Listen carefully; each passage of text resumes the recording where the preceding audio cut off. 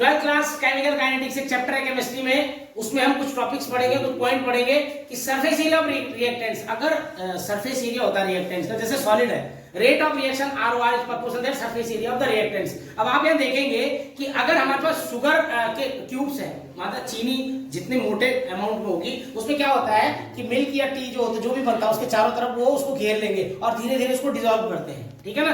अगर ज्यादा बड़ा मॉलिक्यूल होगा तो रेट ऑफ रिएक्शन ज्यादा होगा, उसमें टाइमिंग ज्यादा लगेगी। छोटा जितना छोटा क्रिस्टल फॉर्म में होगा, जैसे देखो क्रिस्टल फॉर्म में होगा तो उसको जल्दी वो डिसॉल्व कर देंगे, यानी कि sugar powder is greater than sugar cube, मतलब शुगर क्यूब जो होता है वो ज्यादा देर में डिसॉल्व होगी। जितना छोटा क्रंच होगा, जितना छोटा पीस होगा, वो जल्दी से जल्दी डिसॉल्व होगा। आपको समझ में आ जाना चाहिए इस चीज का कि जो पहला पॉइंट है surface area of the reactants, यानी रिएक्टेंट्स का सरफेस एरिया बहुत ज्यादा डिपेंड करता है। जितना बड़ा सरफेस एरिया होता है उतना ज्यादा डिसॉल्व होने में टाइम लगेगा उसको, लेकिन अगर जो छोटा होगा उसका एरिया तो वो काफी टाइम कम लगाएगा। इंटेंसिटी ऑफ लाइट सेकेंडली होता है, इंटेंसिटी ऑफ लाइट सेम, ये फोटो सेंसिटिव होता है, इसमें लाइट सेंसिटिविटी होती है, फोटोकेमिकल रिएक्शन बोलते हैं उसको। जैसे कि H2 जो गैसेस फॉर्म में है, क्लोरीन के साथ जो क्लोरीन है वो भी गैसेस फॉर्म में, यहाँ पर फोटोन है और ये सनलाइट पड़ रही है तो 2HCl भी यहाँ पर देखिए गैसेस फॉर्म में बन रहा है, तुरंत रिएक्शन। इंटेंसिटी ऑफ लाइट अगर ज्यादा होगी तो रेट ऑफ रिएक्शन भी ज्यादा होगी, यानी कि अगर उसमें हीट इंटेंसिटी ज्यादा होगी तो उसमें रेट ऑफ रिएक्शन, यानी कि रेट ऑफ रिएक्शन का मतलब होता है केमिकल जो रिएक्शन होती है उसमें जो रेट ऑफ रिएक्शन होता है वो बहुत जल्दी काम करेगा।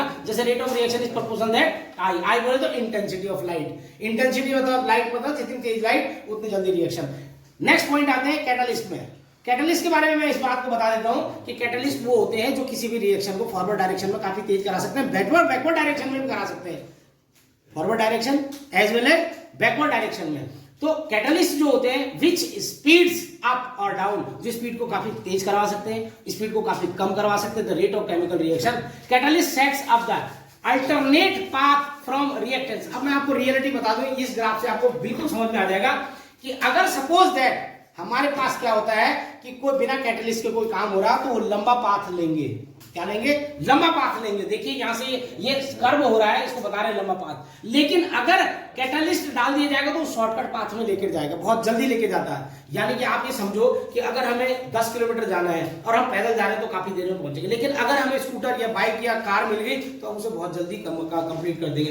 कैटलिस्ट और लगभग एंजाइम एक जैसे ही होते हैं, किसी भी रिएक्शन को फॉरवर्ड डायरेक्शन में काफी तेज से करा सकते हैं या किसी भी केमिकल रिएक्शन को बैकवर्ड डायरेक्शन में ला सकते हैं। जैसे कि यहाँ पर लिखो catalyst set up the alternate path. देखो कैटलिस्ट जो होता है अल्टरनेट पाथ दे रहा है, देखो ये लंबा पाथ है हमारा, मान लिया खाना डाइजेस्ट होना है तो काफी देर लगेगा। आपको ये पता होना चाहिए कि हमारी बॉडी के अंदर एंजाइम भी ऐसी करते हैं, अगर हम एक बार का खाना खाते हैं तो एक बार के खाने को डाइजेस्ट होने में कम से कम 40 साल लग जाएंगे। कितने साल लग जाएंगे? 40 साल लग जाएंगे। लेकिन अगर हमारी बॉडी के अंदर एंजाइम मौजूद होते हैं तो विद इन सेकंड हो जाता है, कुछ ही मिनट या कुछ सेकंड में ही वो डाइजेस्ट होने का काम करता है। इसी प्रकार से जो कैटलिस्ट होते हैं किसी भी रिएक्शन को फॉरवर्ड डायरेक्शन में या किसी भी रिएक्शन को बैकवर्ड डायरेक्शन में करवाने की क्षमता रखते हैं। अब आप इस ग्राफ से समझ रहे होंगे कि अगर मान लिया जो कैटलिस्ट नहीं है तो इस पाथ से जाएगा और कैटलिस्ट है तो वो काफी छोटे पाथ को बना लेते हैं, यानी कि रेट ऑफ रिएक्शन डिपेंड करता है SO2 प्लस O2, ठीक है। उसके बाद SO3, अगर मान लिया कोई केमिकल रिएक्शन मतलब हमारे पास कोई कैटलिस्ट नहीं है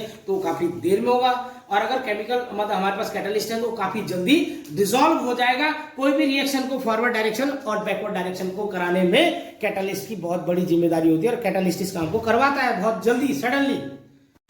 केमिकल काइनेटिक्स का 6 पॉइंट हम पढ़ रहे हैं इस समय कि टेम्परेचर क्या वेरी करता है। Generally ROR increase on increasing temperature. अगर टेम्परेचर इंक्रीज करते हैं किसी भी चीज का तो उसमें क्या है, ROR रेट ऑफ रिएक्शन भी बढ़ जाएगा। मान लिया 15% इसका टेम्परेचर, किसी भी चीज का टेम्परेचर 15% इंक्रीज करते हैं या 10% या 20%, तो लगभग उसका जो ROR होगा 2 और 3 टाइम्स ज्यादा हो जाएगा, मतलब बहुत ज्यादा बढ़ जाएगा, चाहे 2 गुना हो जाएगा या 3 गुना हो जाएगा।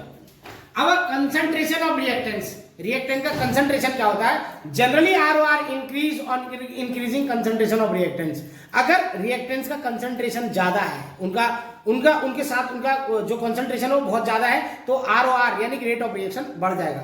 ROR में also decrease and increasing concentration, जो रेट ऑफ रिएक्शन कभी भी डिक्रीज भी हो सकता है, इंक्रीजिंग कंसंट्रेशन ऑफ रिएक्टेंट्स, लेकिन अगर रिएक्टेंट्स का जो कंसंट्रेशन वो बढ़ जाएगा। ROR रिमेन अनइफेक्टेड, कई बार क्या है ROR रिमेन अनइफेक्टेड भी हो सकता है। ROR में also depend upon product concentration, और जो ROR रेट ऑफ रिएक्शन वो में भी depend upon products concentration, product के कंसंट्रेशन किस प्रकार से उस पर भी डिपेंड करता है। ROR में डिपेंड्स ऑन वन और all more of reactants concentration. वो एक रिएक्टेंट पे या दो रिएक्टेंट पे, तीन रिएक्टेंट पे, काफी रिएक्टेंट्स पे वेरी कर सकता है। अब रेट लॉ क्या होता है, इसको एक्सप्लेन करने में, explain the dependence of number first rate of reaction, जिसको हम ROR बताते हैं, ऑन कंसंट्रेशन ऑफ स्पीसीज और इन रिएक्शन। वो कंसंट्रेशन कौन सी है जो इसमें रिएक्टेंट्स है। This depends in is very complex as it change with change in concentration of species। Species की कंसंट्रेशन कितनी वेरी कर रही है, कितनी अलग हो रही है, उस पर डिपेंड करता है। We only study the small simplest form of dependence. आप इसे चाहे लिखो ना लिखो, लेकिन क्या होता है, only one method of experiment. यहां सपोज दैट हमारे पास 4a है या कुछ भी है, a plus B equal to product मान लेते हैं, तो ROR रेट ऑफ रिएक्शन जो हो जाएगा हमारे पास प्रोपोर्शनल दैट a की पावर x, पावर x में ये आगे क्या आ जाते हैं, ROR इस प्रोपोर्शनल दैट b की पावर y। ये a और b पर डिपेंड करते हैं। Order of x plus y equal to n, ये नेगेटिव या पॉजिटिव, मतलब एक तरफ से पहले रिएक्टेंट्स होते हैं वो नेगेटिव में आएंगे, प्रोडक्ट जो होंगे पॉजिटिव में आएंगे। ROR equal to k concentration, a की पावर x और b की power y, that is a rate law. ये रेट लॉ है हमारे पास, दैट्स ऑल।